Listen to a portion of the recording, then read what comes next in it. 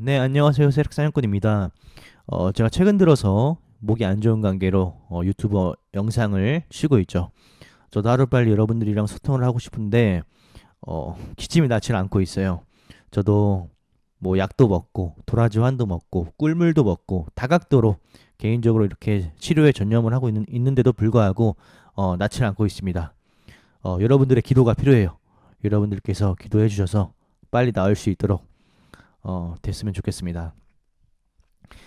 영상을 찍는 이유는요. 목이 아픈데도 영상을 찍는 이유는 제가 좀 전에 글을 하나 적었어요.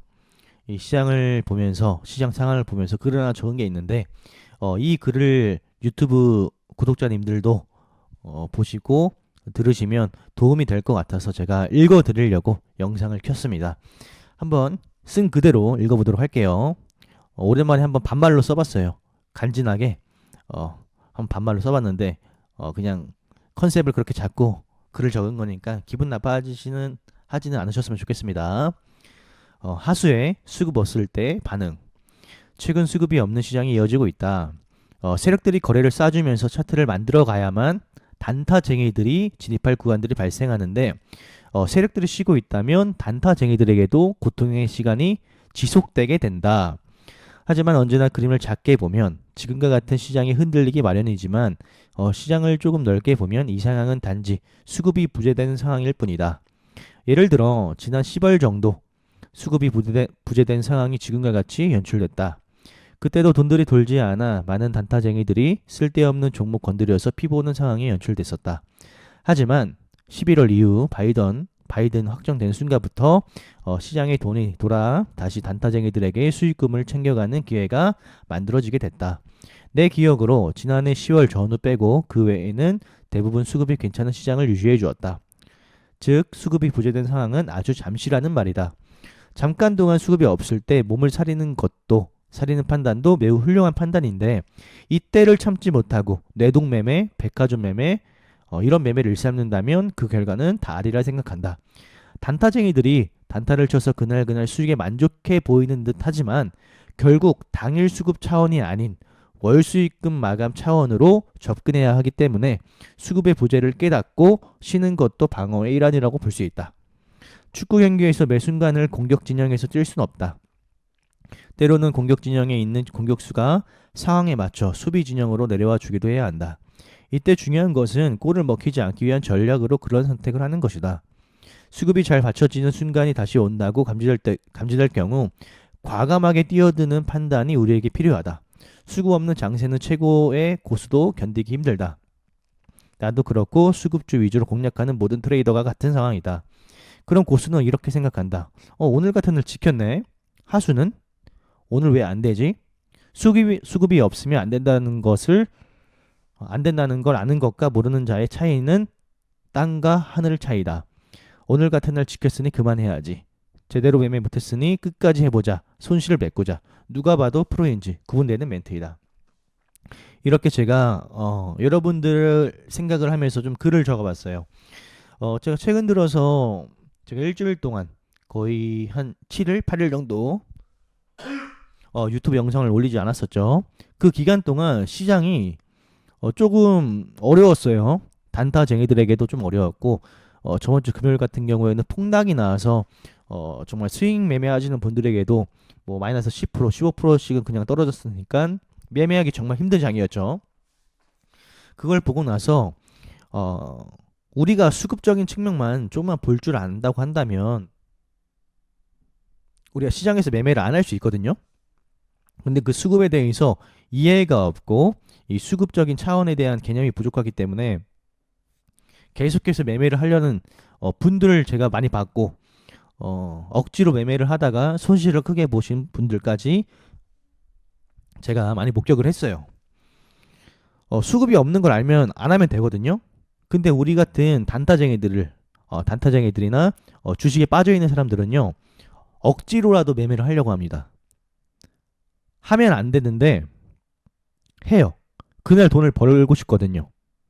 결국에 우리는 주식시장에서 롱런을 하려면 한 달, 두 달, 세 달, 매달 수익을 보는 것이 중요해요. 근데 초보 트레이더, 하수 트레이더는요 그날 없음에도 불구하고 월을 보고 매매를 하는 게 아니라 월이랑 연을 보고 월별, 연별로 보고 매매를 하는 게 아니고 일별로 매매를 해요. 일별. 그러니까 자꾸만 급해지고 흔들리는 시장 안에서도 어떻게든 수익을 보려고 뛰어드는 거죠. 매매. 무슨 말인지 이해되세요, 여러분들? 분명히 수급이 없어요. 예를 들어서 오늘 같은 경우에도 저는 개인적으로 효성 첨단 소재, NX 이 두 종목을 매매했거든요. 두 종목을 매매했어요. 이 딱 두 종목을 매매하고 다른 종목 매매하지 않았는데 아예 없진 않아요. 종목이 매일 데이 트레이딩 매매할 종목이 한두 종목씩은 무조건 있어요. 오늘 이 효성 첨단 소재가 주도주였죠. 거래대금 보세요. 3,430억 이렇게 터졌어요. 이렇게 할 종목은 있는데 만약에 이런 주도주를 놓쳤어요. 발견을 못했거나 놓쳤어요. 그러면요 어물쩡 다른 종목에 가서 주도주도 아닌데 그냥 이런 종목을 하려고 하지 말라는 거예요. 어중간한 종목들을 포스코 인터내셔널 이런 종목들 아직 수급이 딱 한 파동만 들어오고 말았던 종목들 이런 종목들 우리가 안 하면 되는데 괜히 올라가네 이러고 저항이 있음에도 불구하고 뛰어듭니다.